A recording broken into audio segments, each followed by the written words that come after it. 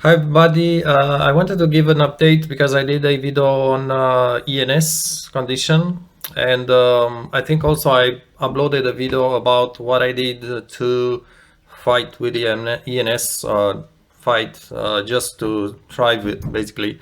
And I did talk about that. I think that did sound surprisingly a diet, which I guess many people wonder what's the link between diet and ENS, empty nose syndrome. Um, Never mind, it's not about getting the explanation, it's really about doing things that helps you basically. So just a very short resume. I had this lower turbinate removed about 10 years ago, more or less. And since 2 years, so for the past 2 years, I did observe a very strict diet. Or diet in a sense, not in a sense to lose weight because I'm already very thin, but in a sense of helping me breathing better. My problem was, and maybe still partially is, mainly at night, breathing at night through the nose.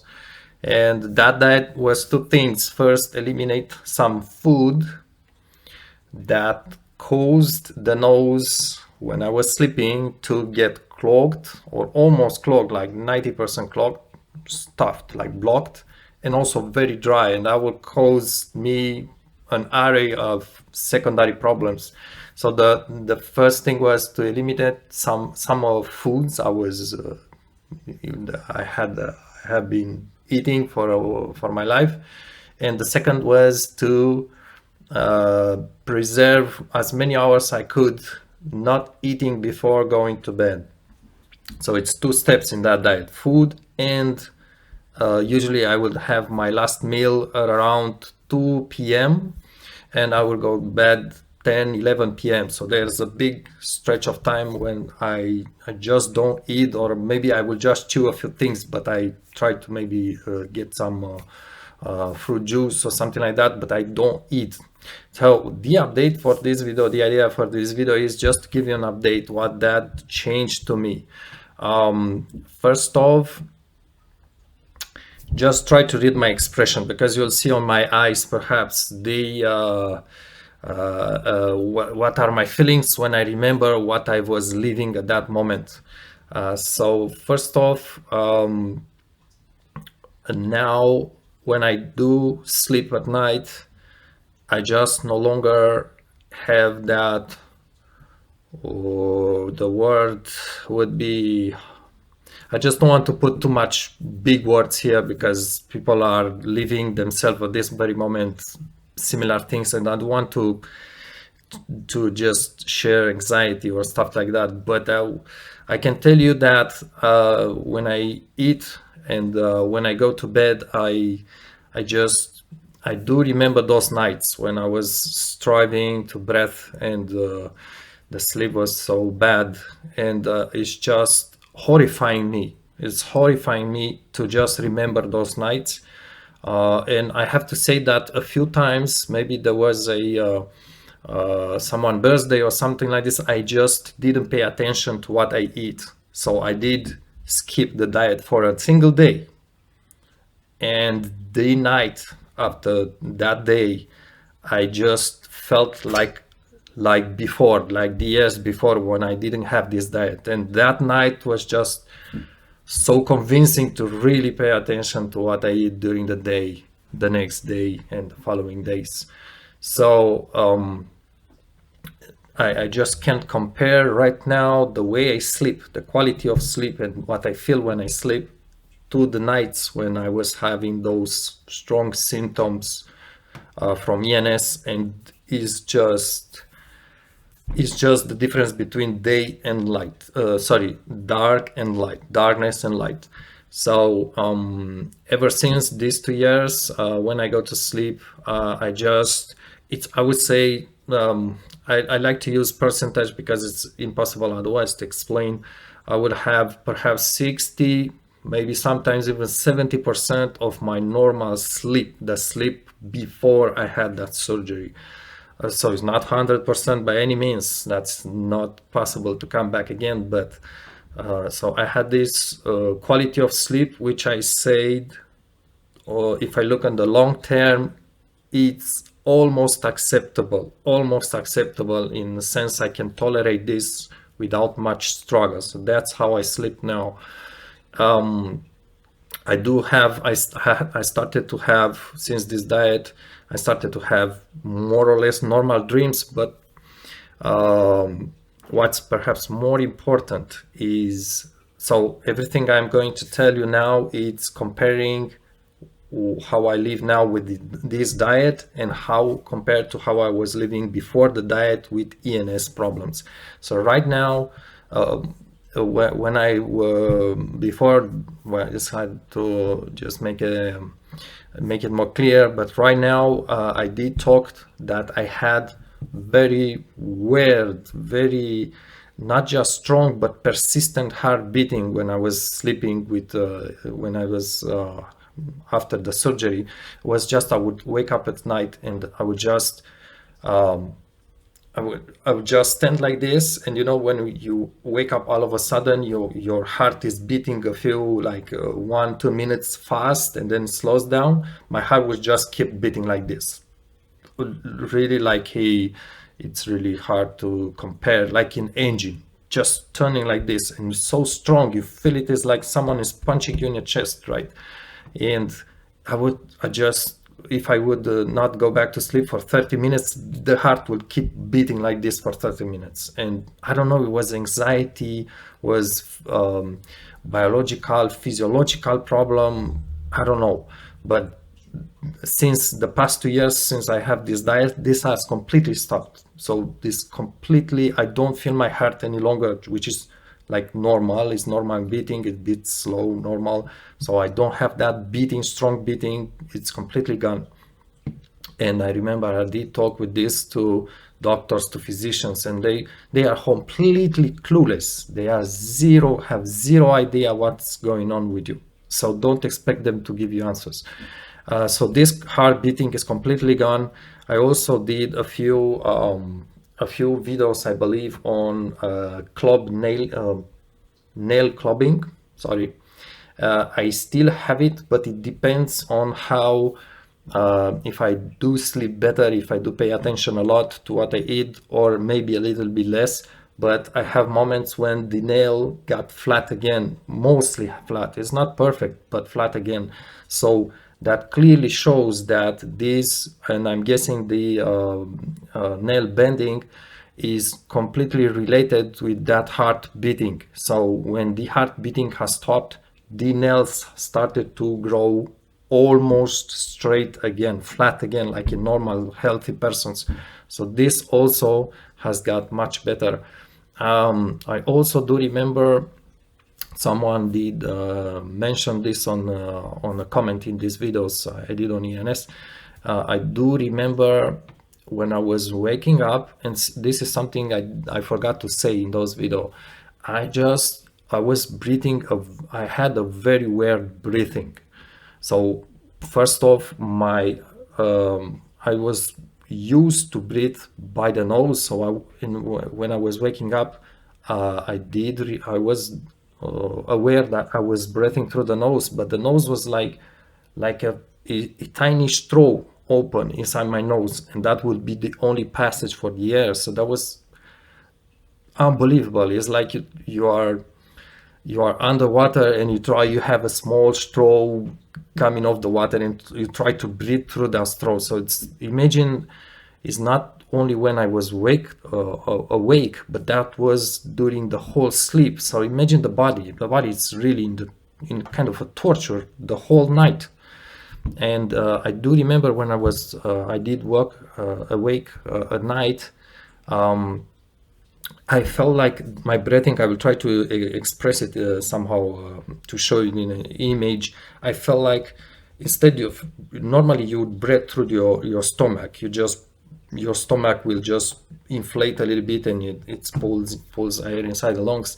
But when I was struggling those nights, I felt like I was breathing, just trying to inflate my lungs somehow on the upper section here, and this would be, I would just inflate my chest. Basically, I would do like this. So it's weird, but that's how I was breathing through the night. When I was waking up, I was just breathing like this. So that's the same way the body would breathe when I was asleep. So that's really strange. It felt like the air will come just inside the lungs, but the top portion of the lungs, not down. That kind of strange breathing also is completely gone now, so it's no longer like this. Now I had people who ask me, do you breathe by the nose, do you breathe by mouth at this moment with this diet? So the answer is both. What I do is I have a big pillow and I always sleep on either side, so either on my left or right side. And what I do is I try to just rotate my head in such a way that, let's imagine this is the pillow surface of the pillow. I have my mouth just like this on either side, so that will be most like that. And when I go to just basically I just wait to fall asleep, I would just open my mouth like this. And sometimes I would even bite a little bit from the pillow and just keep my mouth like this. Of course, at the beginning, when you just lay down in your bed, you will have salivation, you will have saliva drooling, but you just swallow it basically, and after a few minutes it stops. At least to me, with me it stops. I don't longer drool, but it's good maybe to put a towel, or maybe keep a towel underneath the cover of the pillow so you don't get too disgusting. So that's how I go to sleep. And I do realize when I wake up at night, I do realize that I breathe both through the nose and by the mouth, through the mouth. So it's both at the same time. I tried a few times to close my mouth, and while I do breathe better through the nose, it's no longer like that straw thing. It's just not enough because the nose still gets it depends, but it's on the dry side. It's not like before, but it's on the dry side. So I really need to use both of them. And I believe, because every time when I wake up at night, I just realize I do breathe through both nose and mouth. I believe this is how it goes through the whole night. Every night when I'm asleep, that's how the body breathes. So that's how it goes. And also I have to say that I'm not saying that everybody should expect this, but when I sleep at night, I wake up almost every single hour, or more or less. I didn't check a watch or the time or so, but I do wake every single hour. Basically, I do wake when I change sides, because that's how the body works. Basically, it's just a normal functioning. You do flip on sides, switch sides when you sleep. Even the normal persons, that's how they it's just, I will explain you why in a moment. But every single time I switch side from the left to the right side, and then from the right to the left side, and so on, that's several times a night. That could be I don't know, 4, 5, 10 times a night. It depends on the night. But every single time I do wake up, and it's just for maybe a few seconds. I just switch side, and then I'm fortunate, I can go back to sleep, and I get to sleep quickly again. So this is how it goes. I have to say, so it's been like 2 years like this since I do this diet. I really pay attention a lot with this diet. It's like I just don't want to go back to those nights with trouble breathing and all the rest. I just don't want to go back to a single of those nights. That's how scary it's, that the memory of those nights. I don't want to live even one single such night again. So sometimes it happens, like I said, very rarely. It's just I forget something, or I'm really, really hungry. I just cannot keep from not eating several hours because before going to bed. But I can tell you that I just if it happens again, you just get so afraid. You just pay really, really attention to this kind of dieting. So that's how it goes. Let me just explain you a little bit what's with that switching on the sides. And this goes for both normal persons and I guess persons with ENS, is that you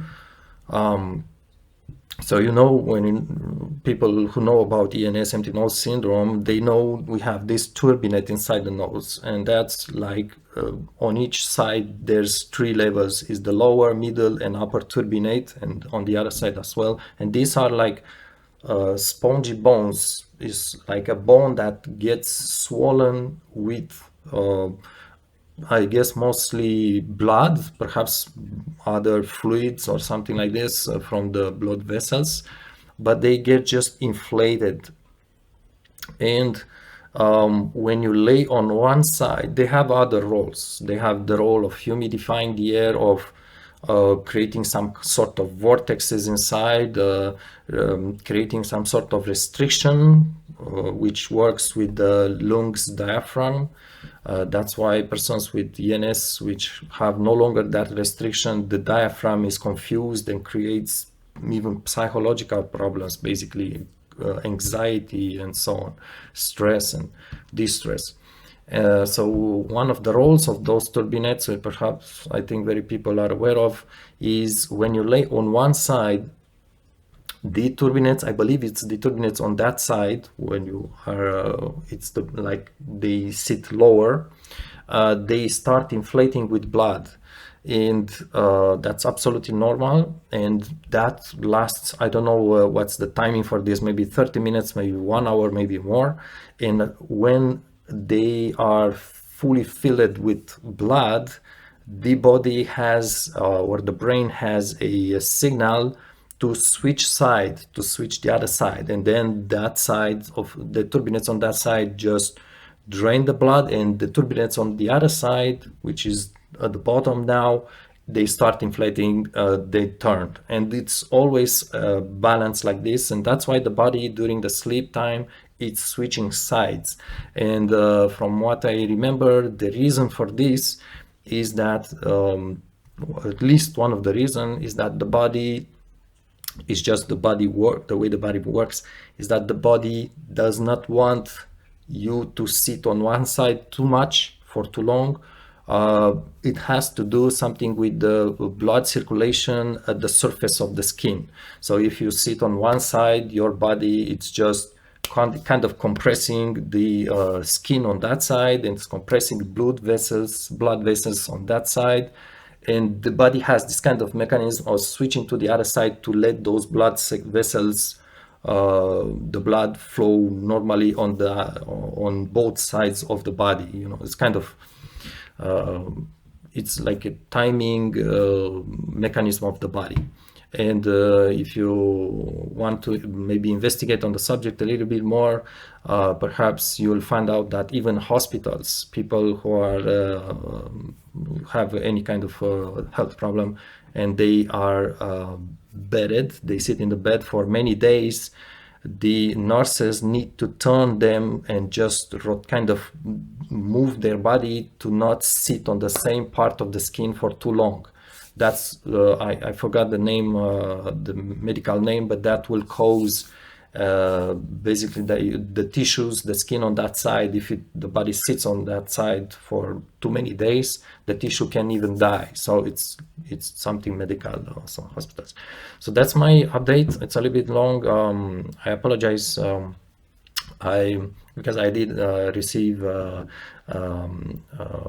even complaints or suggestions, people saying you take too much long time to talk about things. It's true, and I'm completely aware of it, and that's why I'm excusing myself. But I have this. I'm focusing on making these videos shorter and saying the things more concentrated, but at the same time you need to understand that I just talk from my memory, and I just try to cover all the things. So sometimes it's really not possible to just be like a like a TV anchor person who has his things already prepared and it shoots everything in 3 minutes and is gone. So I'm sorry for the timing, but for the length of the video, but this is my updates. And if you have any questions, don't hesitate. And I will link also the end of this video that the video where I talk about that diet. And also check inside that video, check in the comment sections, because I did describe the diet in the comment sections as well, along with the food I eat and the food I stopped taking, I stopped eating. Thanks for watching, and take care of yourself.